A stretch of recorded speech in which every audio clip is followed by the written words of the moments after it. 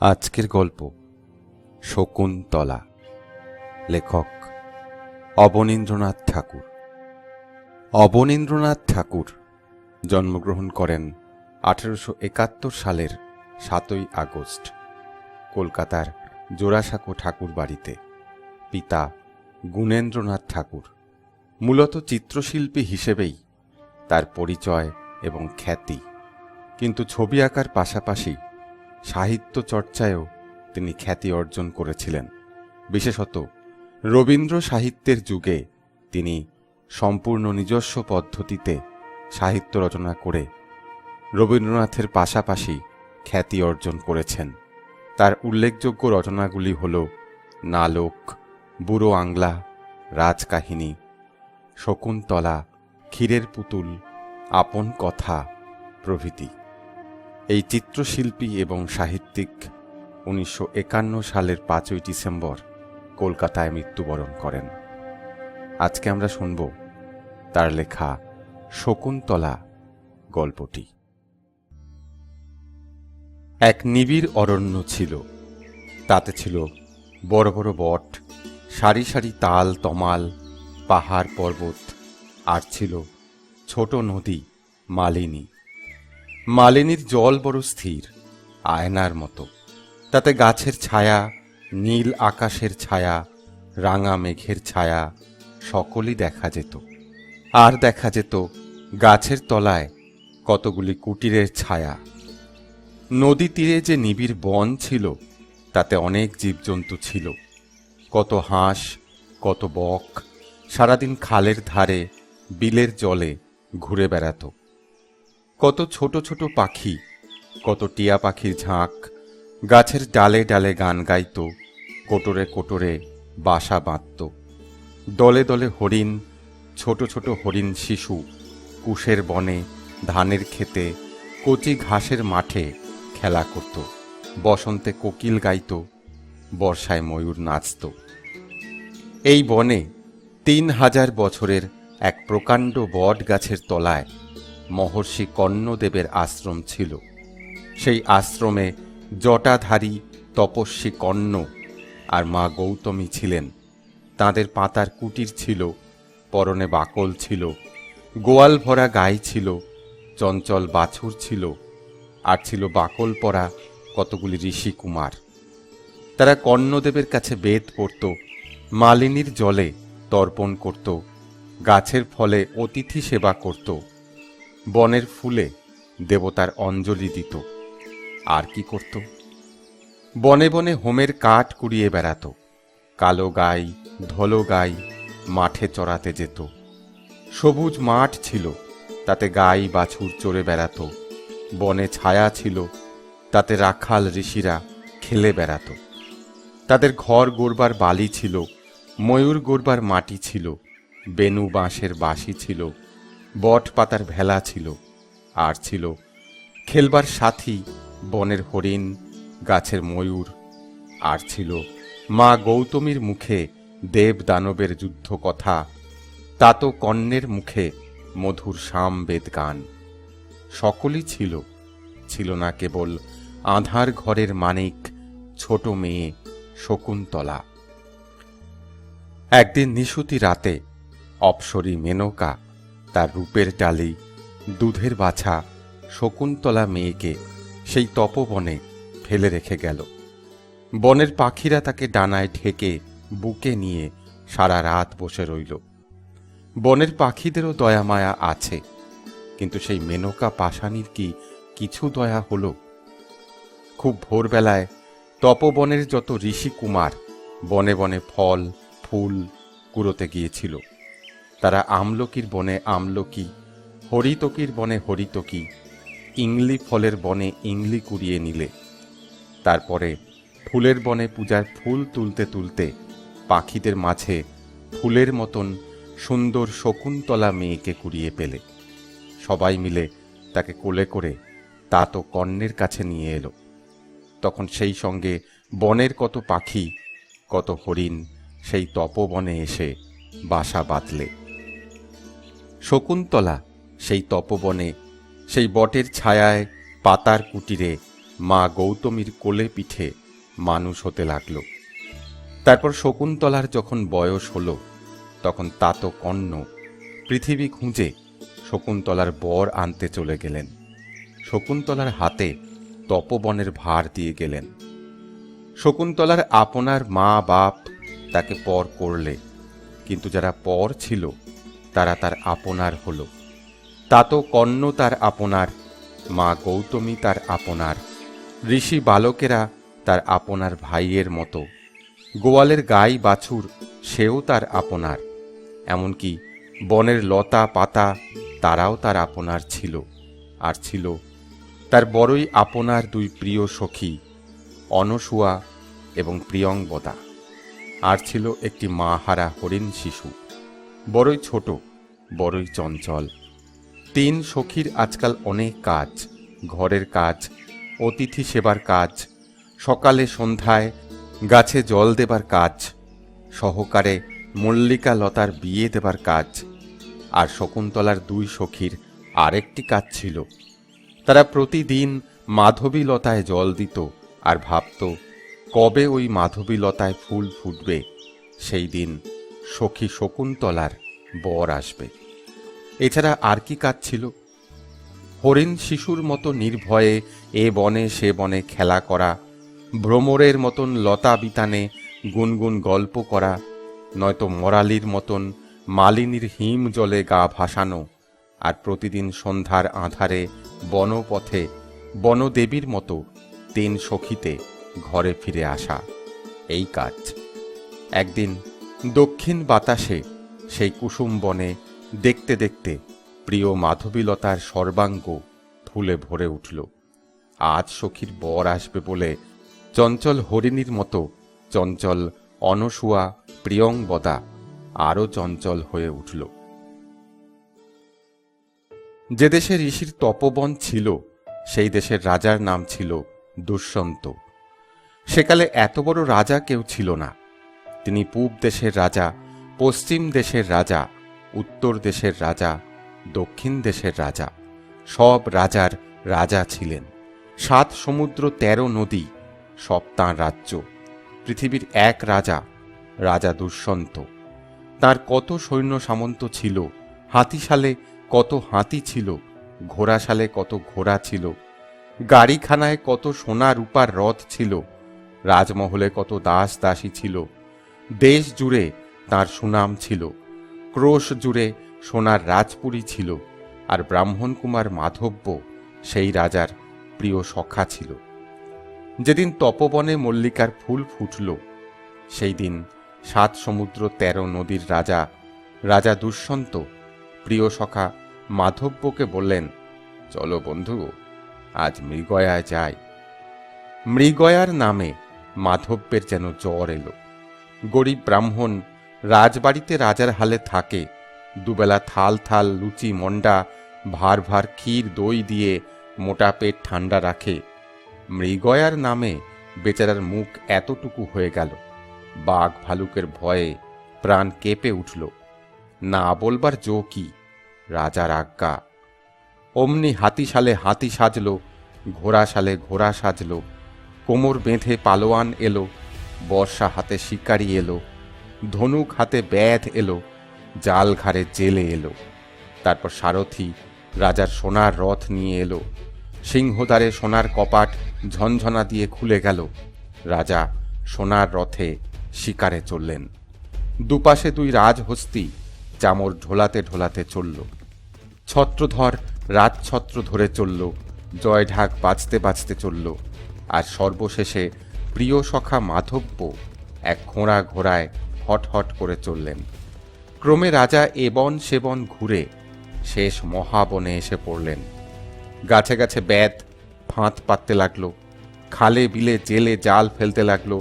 সৈন্য সামন্ত বন ঘিরতে লাগলো। বনে সারা পড়ে গেল।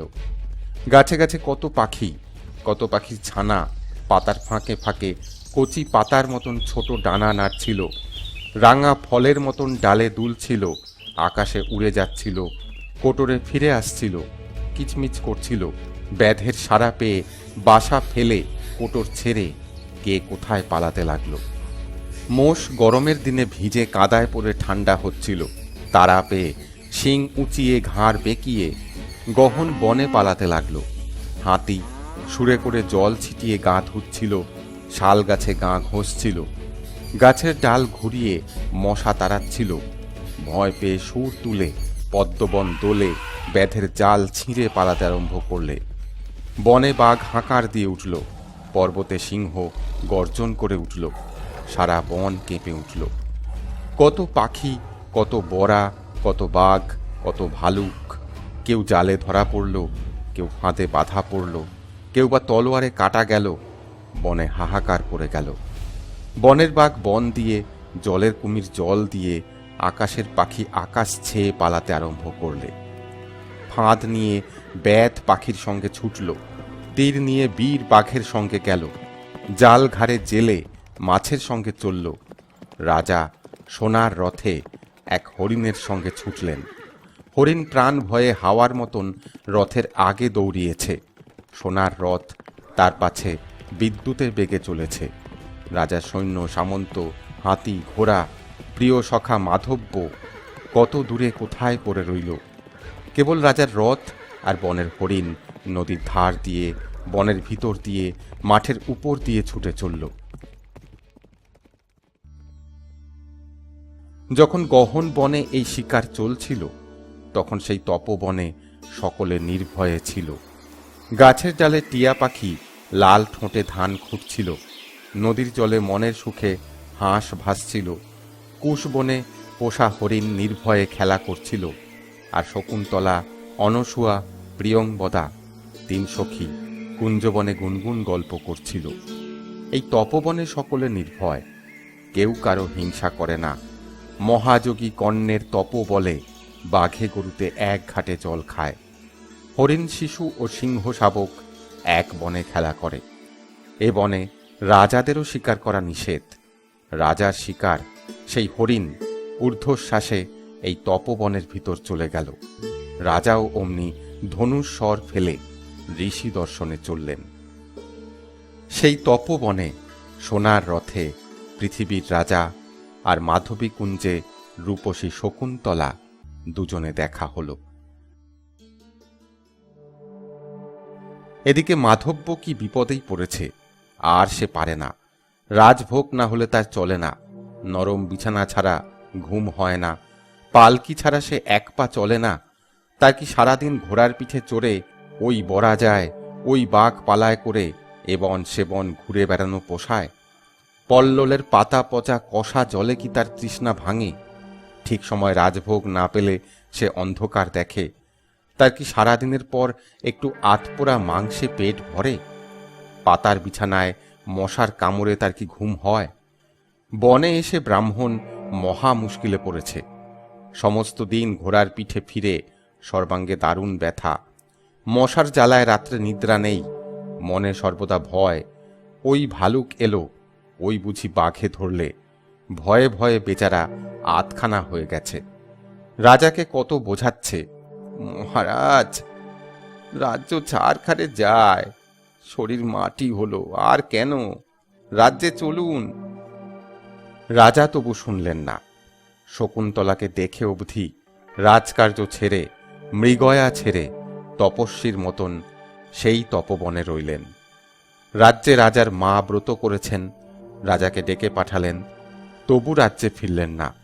কত ওজোর আপত্তি করে মাধব্যকে সব সৈন্য সামন্ত সঙ্গে মার কাছে পাঠিয়ে দিয়ে একলা সেই তপবনে রইলেন। মাধব্য রাজবাড়িতে মনের আনন্দে রাজার হালে আছে, আর এদিকে পৃথিবীর রাজা বনবাসীর মতন বনে বনে হা শকুন্তলা, জো শকুন্তলা বলে ফিরছে। হাতের ধনুক, তুনের বাণ কোন বনে পড়ে আছে। রাজবেশ নদীর জলে ভেসে গেছে, সোনার অঙ্গ কালি হয়েছে। দেশের রাজা বনে ফিরছে, আর শকুন্তলা কি করছে? নিকুঞ্জ বনে পদ্মের বিছানায় বসে পদ্ম পাতায় মহারাজাকে মনের কথা লিখছে। রাজাকে দেখে কে জানে তার মন কেমন হলো। এক দণ্ড না দেখলে প্রাণ কাঁদে, চক্ষের জলে বুক ভেসে যায়। দুই সখী তাকে পদ্ম ফুলে বাতাস করছে, গলা ধরে কত আদর করছে, আঁচলে চোখ মোছাচ্ছে আর ভাবছে এইবার ভোর হলো, বুঝি সখীর রাজা ফিরে এলো। তারপর কি হলো? দুঃখের নিশি প্রভাত হলো, মাধবীর পাতায় পাতায় ফুল ফুটল, নিকুঞ্জের গাছে গাছে পাখি ডাকল, সখীদের পোষা হরিণ কাছে এলো। আর কি হলো? বনপথে রাজা বরকুঞ্জে এলো। আর কি হলো? পৃথিবীর রাজা আর বনের শকুন্তলা দুজনে মালা বদল হলো, দুই সখীর মনোবাঞ্ছা পূর্ণ হলো। তারপর কি হলো? তারপর কতদিন পরে সোনার সাঁঝে সোনার রথ রাজাকে নিয়ে রাজ্যে গেল, আর আঁধার বনপথে দুই প্রিয় সখী শকুন্তলাকে নিয়ে ঘরে গেল।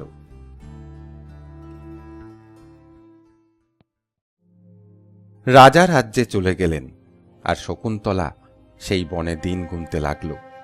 যাবার সময় রাজা নিজের মোহর আংটি শকুন্তলাকে দিয়ে গেলেন, বলে গেলেন, সুন্দরী, তুমি প্রতিদিন আমার নামের একটি করে অক্ষর পড়বে, নামও শেষ হবে, আর বনপথে সোনার রথ তোমাকে নিতে আসবে। কিন্তু হায়, সোনার রথ কই এলো?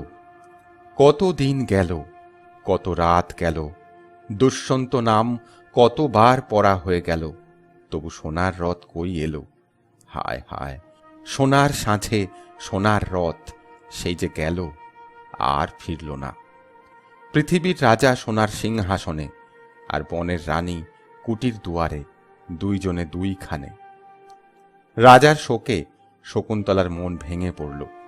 কোথা রইল অতিথি সেবা, কোথা রইল পোষা হরিণ, কোথা রইল সাধের নিকুঞ্জ বনে প্রাণের দুই প্রিয় সখী। শকুন্তলার মুখে হাসি নেই, চোখে ঘুম নেই। রাজার ভাবনা নিয়ে কুটির দুয়ারে পাষাণ প্রতিমা বসে রইল। রাজার রথ কেন এলো না? কেন রাজা ভুলে রইলেন? রাজা রাজ্যে গেলে একদিন শকুন্তলা কুটির দুয়ারে গালে হাত দিয়ে বসে বসে রাজার কথা ভাবছে, ভাবছে আর কাঁদছে। এমন সময়ে মহর্ষি দুর্বাসা দুয়ারে অতিথি এলেন। শকুন্তলা জানতেও পারলে না, ফিরেও দেখলে না। একে দুর্বাসা মহা অভিমানী, একটুতেই মহা রাগ হয়, কথায় কথায় যাকে তাকে ভস্ম করে ফেলেন। তার উপর শকুন্তলার এই অনাদর, তাকে প্রণাম করলে না, বসতে আসন দিলে না, পা ধোবার জল দিলে না। দুর্বাসার সর্বাঙ্গে যেন আগুন ছুটল। রাগে কাঁপতে কাঁপতে বললেন, কি অতিথির অপমান! তপিয়সী, এই অভিসম্পাত করছি। যার জন্য আমার অপমান করলি, সে যেন তোকে কিছুতেই না চিনতে পারে। হায়, শকুন্তলার কি তখন জ্ঞান ছিল যে দেখবে কে এলো কে গেল? দুর্বাসার একটি কথাও তার কানে গেল না। মহামানী মহর্ষি দুর্বাসা ঘোর অভিসম্পাত করে চলে গেলেন। সে কিছুই জানতে পারলে না। কুটির দুয়ারে আনমনে যেমন ছিল তেমনি রইল। অনসূয়া প্রিয়ংবদা দুই সখী উপবনে ফুল তুলছিল। ছুটে এসে দুর্বাসার পায়ে লুটিয়ে পড়ল। কত সাধ্য সাধনা করে, কত কাকুতি মিনতি করে, কত হাতে পায়ে ধরে দুর্বাসাকে শান্ত করলে। শেষ এই শাপান্ত হল, রাজা যাবার সময় শকুন্তলাকে যে আংটি দিয়ে গেছেন, সেই আংটি যদি রাজাকে দেখাতে পারে, তবেই রাজা শকুন্তলাকে চিনবেন। যতদিন সেই আংটি রাজার হাতে না পড়বে, ততদিন রাজা সব ভুলে থাকবেন। দুর্বাসার অভিশাপে তাই পৃথিবীর রাজা সব ভুলে রইলেন। বনপথে সোনার রথ আর ফিরে এলো না।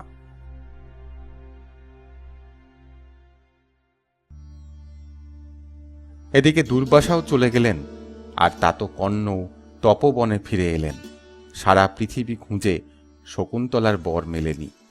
তিনি ফিরে এসে শুনলেন সারা পৃথিবীর রাজা বনে এসে তার গলায় মালা দিয়েছেন। তাতকর্ণের আনন্দের সীমা রইল না। তখনই শকুন্তলাকে রাজার কাছে পাঠাবার উদ্যোগ করতে লাগলেন।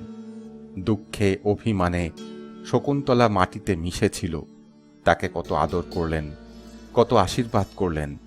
উপবনে দুই সখী যখন শুনলে শকুন্তলা শ্বশুর বাড়ি চলল, তখন তাদের আর আহ্লাদের সীমা রইল না। প্রিয়ংবদা কেশর ফুলের হার নিলে, অনসূয়া গন্ধ ফুলের তেল নিলে। দুই সখীতে শকুন্তলাকে সাজাতে বসল। তার মাথায় তেল দিলে, খোঁপায় ফুল দিলে, কপালে সিঁদুর দিলে, পায়ে আলতা দিলে, নতুন বাকল দিলে। তবু তো মন উঠল না। সখীর একই বেশ করে দিলে। প্রিয় সখী শকুন্তলা পৃথিবীর রানী, তার কি এই সাজ? হাতে মৃণালের বালা, গলায় কেশরের মালা, খোঁপায় মল্লিকার ফুল, পরনে বাকল। হায় হায়, মতির মালা কোথায়? হীরের বালা কোথায়? সোনার মল কোথায়? পরনে শাড়ি কোথায়? বনের দেবতারা সখীদের মনোবাঞ্ছা পূর্ণ করলেন। বনের গাছ থেকে সোনার শাড়ি উড়ে পড়ল, হাতের বালা খসে পড়ল, মতির মালা ঝরে পড়ল, পায়ের মল বেজে পড়ল। বনদেবতারা পলকে বনবাসিনী শকুন্তলাকে রাজ্যেশ্বরী মহারানীর সাজে সাজিয়ে দিলেন। তারপর যাবার সময় হল। হায়, যেতে কি পা সরে, মন কি চায়? শকুন্তলা কোন দিকে যাবে? সোনার পুরীতে রানীর মতন রাজার কাছে চলে যাবে, না তিন সখীতে বনপথে আজন্মকালের তপবনে ফিরে যাবে? এদিকে শুভলগ্ন বয়ে যায়, ওদিকে বিদায় আর শেষ হয় না। কুঞ্জবনে মল্লিকা মাধবী কচি কচি পাতা নেড়ে ফিরে ডাকছে। মা হারা হরিণ শিশু সোনার আঁচল ধরে বনের দিকে টানছে। প্রাণের দুই প্রিয় সখী গলা ধরে কাঁদছে। এক দণ্ডে এত মায়া, এত ভালোবাসা কাটানো কি সহজ? মা হারা হরিণ শিশুকে তাতো কর্ণের হাতে, প্রিয় তরুলতাদের প্রিয় সখীদের হাতে সঁপে দিতে কত বেলাই হয়ে গেল। তপবনের শেষে বট গাছ, সেইখান থেকে তাতকর্ণ ফিরলেন। দুই সখী কেঁদে ফিরে এলো। আসবার সময় শকুন্তলার আঁচলে রাজার সেই আংটি বেঁধে দিলে, বলে দিলে, দেখিস ভাই, যত্ন করে রাখিস। তারপর বনের দেবতাদের প্রণাম করে, তাতকর্ণকে প্রণাম করে শকুন্তলা রাজপুরীর দিকে চলে গেল। পরের মেয়ে পর হয়ে পরের দেশে চলে গেল। বনখানা আঁধার করে গেল।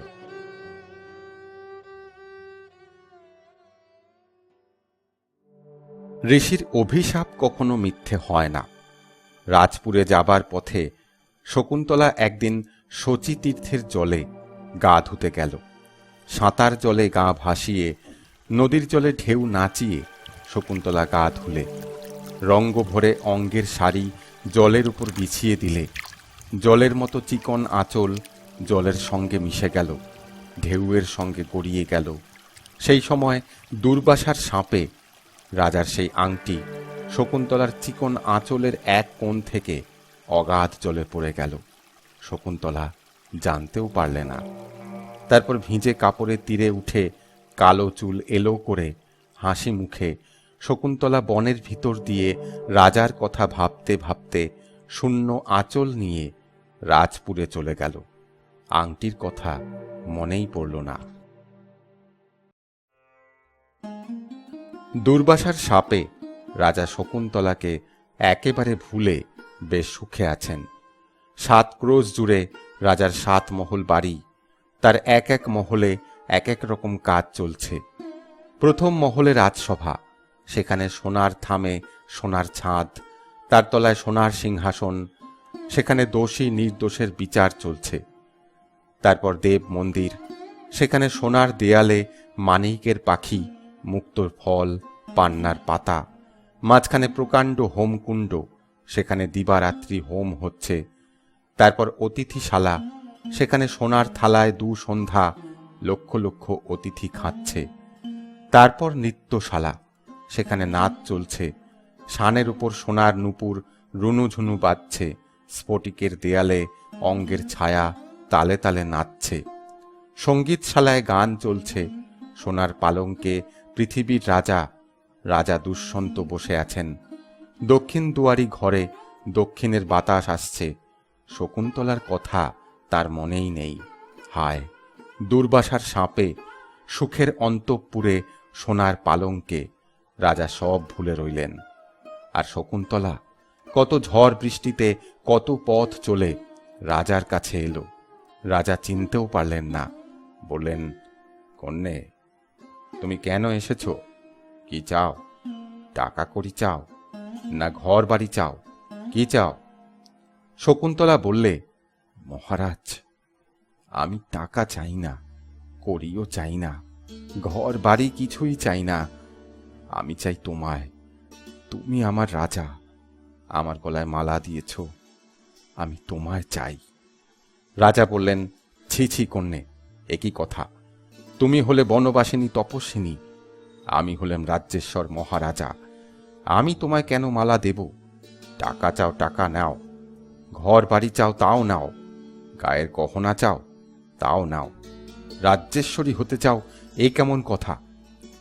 রাজার কথায় শকুন্তলার প্রাণ কেঁপে উঠল। কাঁদতে কাঁদতে বললে, মহারাজ, সে কি কথা? আমি যে সেই শকুন্তলা।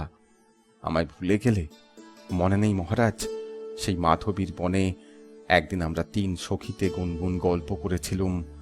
এমন সময় তুমি অতিথি এলে।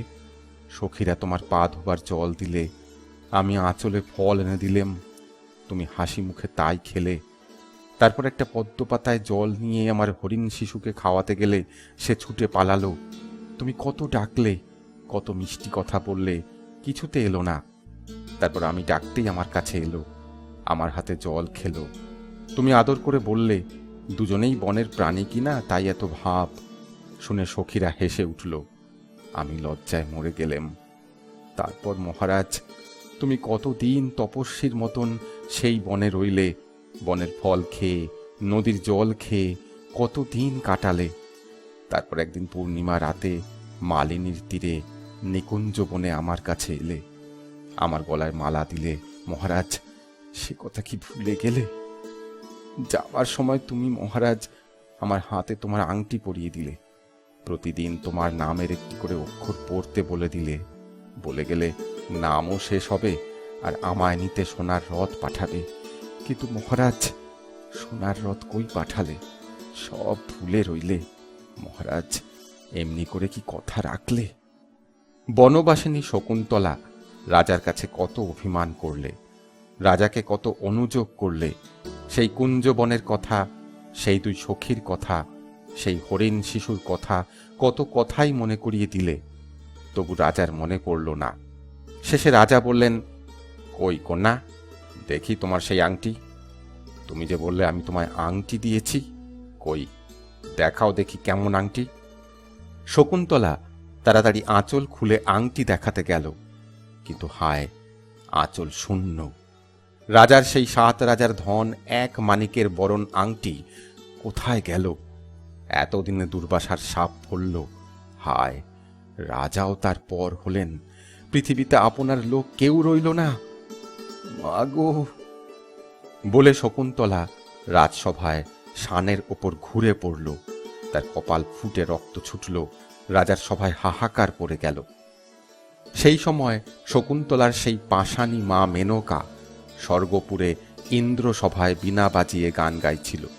হঠাৎ তার বীণার তার ছিঁড়ে গেল, গানের সুর হারিয়ে গেল। শকুন্তলার জন্য প্রাণ কেঁদে উঠল। অমনি সে বিদ্যুতের মতো মেঘের রথে এসে রাজার সভা থেকে শকুন্তলাকে কোলে তুলে একবারে হেমকূট পর্বতে নিয়ে গেল। সেই হেমকূট পর্বতে কশ্যপের আশ্রমে স্বর্গের অপ্সরাদের মাঝে কতদিনে শকুন্তলার একটি রাজচক্রবর্তী রাজকুমার হল। সেই কোল ভরা ছেলে পেয়ে শকুন্তলার বুক জুড়ল।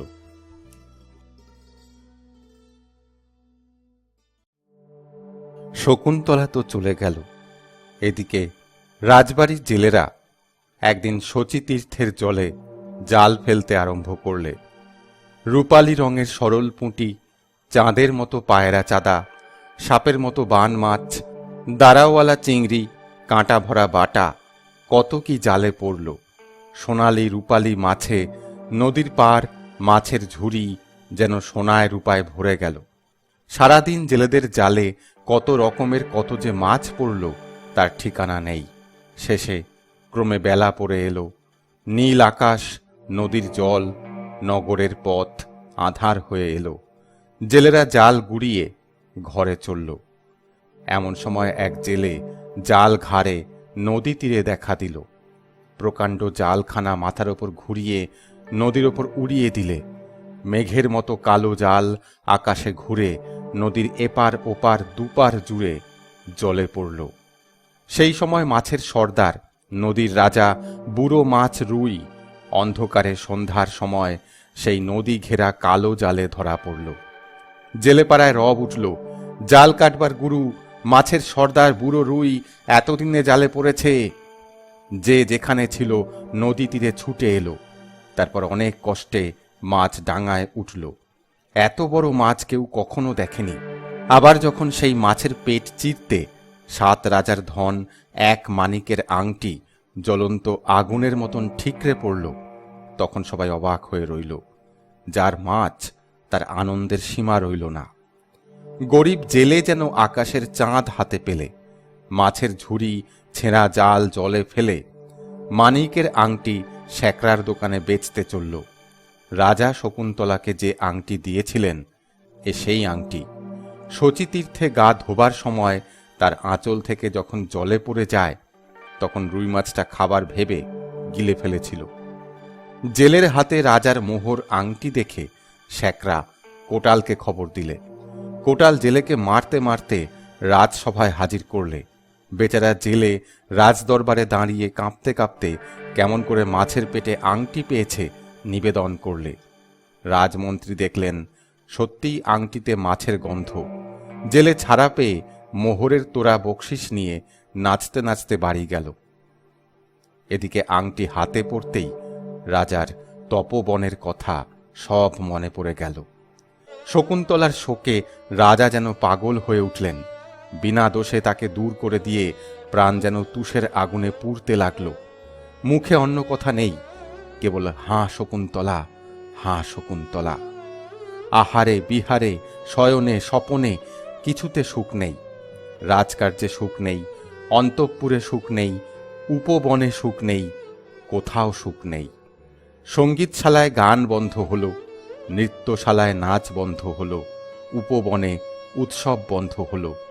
রাজার দুঃখের সীমা রইল না। একদিকে বনবাসিনী শকুন্তলা কোল ভরা ছেলে নিয়ে হেমকূটের সোনার শিখরে বসে রইল, আর একদিকে জগতের রাজা রাজা দুষ্যন্ত জগৎ জোড়া শোক নিয়ে ধুলায় ধূসর পড়ে রইলেন। কতদিন পরে দেবতার কৃপা হল। স্বর্গ থেকে ইন্দ্রদেবের রথ এসে রাজাকে দৈত্যদের সঙ্গে যুদ্ধ করবার জন্য স্বর্গপুরে নিয়ে গেল। সেখানে নন্দনবনে কতদিন কাটিয়ে দৈত্যদের সঙ্গে কত যুদ্ধ করে মন্দারের মালা গলায় পরে রাজা রাজ্যে ফিরছেন। এমন সময় দেখলেন পথে হেমকূট পর্বত, মহর্ষি কশ্যপের আশ্রম। রাজা মহর্ষিকে প্রণাম করবার জন্যে সেই আশ্রমে চললেন। এই আশ্রমে অনেক তাপস, অনেক তপস্বিনী থাকতেন। অনেক অপ্সর, অনেক অপ্সরা থাকত।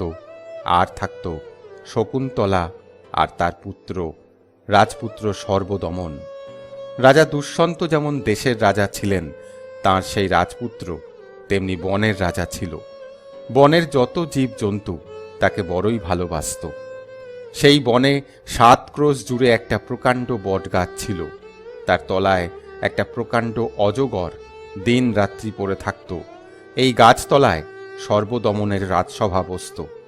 হাতিরা তাকে মাথায় করে নদীতে নিয়ে যেত, সুঁড়ে করে জল ছিটিয়ে গা ধুইয়ে দিত। তারপর তাকে সাপের পিঠে বসিয়ে দিত। এই তার রাজসিংহাসন। দুদিকে 2 হাতি পদ্ম ফুলের চামর দোলাত। অজগর ফণা মেলে মাথায় ছাতা ধরত। ভালুক ছিল মন্ত্রী, সিংহ ছিল সেনাপতি, বাঘ ছিল চৌকিদার, শেয়াল ছিল কোটাল, আর ছিল শুক পাখি তার প্রিয় সখা। কত মজার মজার কথা বলতো, দেশ বিদেশের গল্প করত। সে পাখির বাসায় পাখির ছানা নিয়ে খেলা করত, বাঘের বাসায় বাঘের কাছে বসে থাকত। কেউ তাকে কিছু বলতো না, সবাই তাকে ভয়ও করত, ভালোবাসত। রাজা যখন সেই বনে এলেন, তখন রাজপুত্র একটা সিংহ শিশুকে নিয়ে খেলা করছিল। তার মুখে হাত পুরে দাঁত গুনছিল, তাকে কোলে পিঠে করছিল। তার জটা ধরে টানছিল। বনের তপস্বিনীরা কত ছেড়ে দিতে বলছিলেন, কত মাটির ময়ূরের লোভ দেখাচ্ছিলেন, শিশু কিছুতেই শুনছিল না। এমন সময় রাজা সেখানে এলেন। সিংহ শিশুকে ছাড়িয়ে সেই রাজ শিশুকে কোলে নিলেন।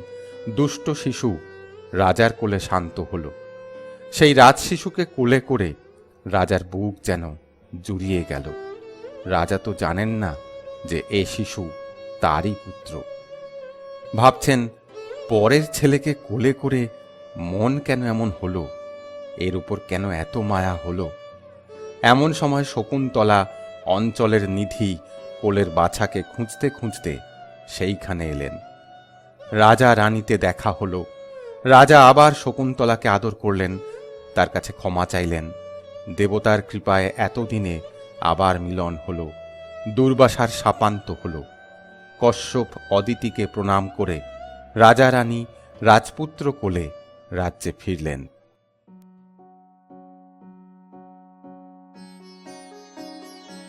তারপর কতদিন সুখে রাজত্ব করে রাজপুত্রকে রাজ্য দিয়ে রাজা রানী সেই তপবনে তাত কর্ণের কাছে, সেই দুই সখীর কাছে, সেই হরিণ শিশুদের কাছে, সেই সহকার এবং মাধবীলতার কাছে ফিরে গেলেন এবং তাপস তাপসীদের সঙ্গে সুখে জীবন কাটিয়ে দিলেন।